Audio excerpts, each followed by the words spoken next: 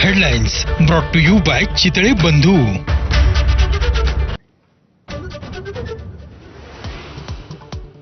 पाकिस्तानी हेरगिरीच्या प्रकरणी एनआयएकडून 8 राज्यांमध्ये 15 ठिकाणी छापेमारी. पीआयओशी संबंधित संशयितांवरती छापे. महाराष्ट्र, पश्चिम बंगालसह अनेक राज्यांचा समावेश.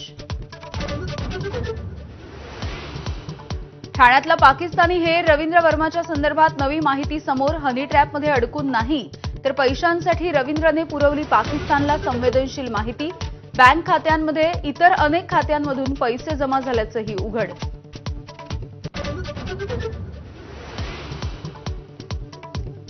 पाकिस्तानला चीनकडून मोठ्या प्रमाणावरती पाठिंबा. पाकिस्तानच्या लष्करी उपकरणांमध्ये 80% चीनी उपकरणं.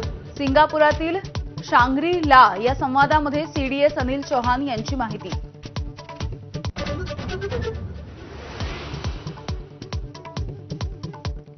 पुण्यामधल्या भावे हायस्कूलजवळ 12 विद्यार्थ्यांना कारनं उडवलं. 3 जण गंभीररीत्या जखमी. मद्यप्राशन करून गाडी चालवणारा चालक पोलिसांच्या ताब्यात. जखमी एमपीएससीचे विद्यार्थी असल्याची माहिती. पुण्यामधल्या काही भागांमध्ये मॅरेथॉनमुळे नागरिकांना मनस्ताप. मॅरेथॉनसाठी मुख्य रस्ते देखील ठेवले बंद. पोलिसांचा मनमानी कारभार सुरू असल्याचा नागरिकांचा आरोप. शशांक, लता आणि करिश्मा हगवणे यांचे 3 मोबाईल निलेश चव्हाण याच्या घरामधून जप्त. निलेश चव्हाणची परवानाधारक बंदूक आणि पासपोर्ट पोलिसांनी जप्त केल्याची माहिती.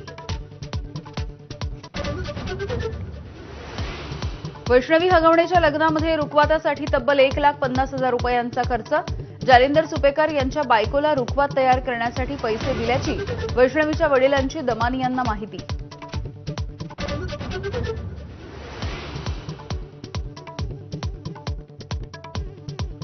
हिंदी ही आता मुंबईची बोलीभाषा झाली आहे. परिवहन मंत्री प्रताप सरनाईक यांचं वादग्रस्त विधान.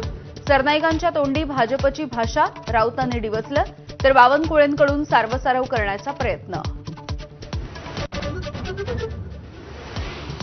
अमरावतीमध्ये आमदार रवी राणा विरुद्ध संजय खोडके वाद पुन्हा एकदा चव्हाट्यावर. लोकसभेमध्ये विरोधात काम केलं म्हणून नवनीत राणांचा पराभव. रवी राणांचा आरोप. नागालँडमध्ये राष्ट्रवादीला मोठा धक्का. सर्व 7 आमदार मुख्यमंत्री नेफ्यू रिओ यांच्या नेतृत्वामधल्या एनडीपीपीमध्ये सामील. सर्वात मोठा विरोधी पक्ष सत्तेत सामील झाल्यामुळे रिओंची ताकद वाढली. देशामध्ये कोरोना रुग्णांच्या संख्येत सातत्यानं वाढ. देशामध्ये सध्या 3,395 ऍक्टिव्ह रुग्ण. नागरिकांना काळजी घेण्याचं आवाहन.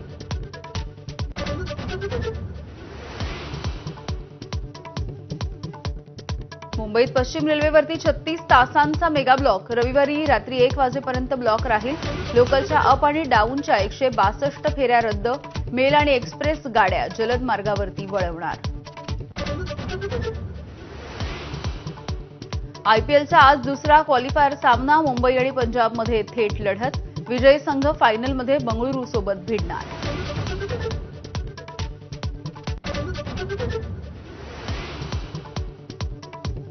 तुळजाभवानी मंदिरामधला नैसर्गिक झरा प्रवाहित. बालाघाटच्या पर्वतरांगांमधील पाणी श्री गोमुख तीर्थकुंडामधून मंदिरामध्ये पोहोचलं.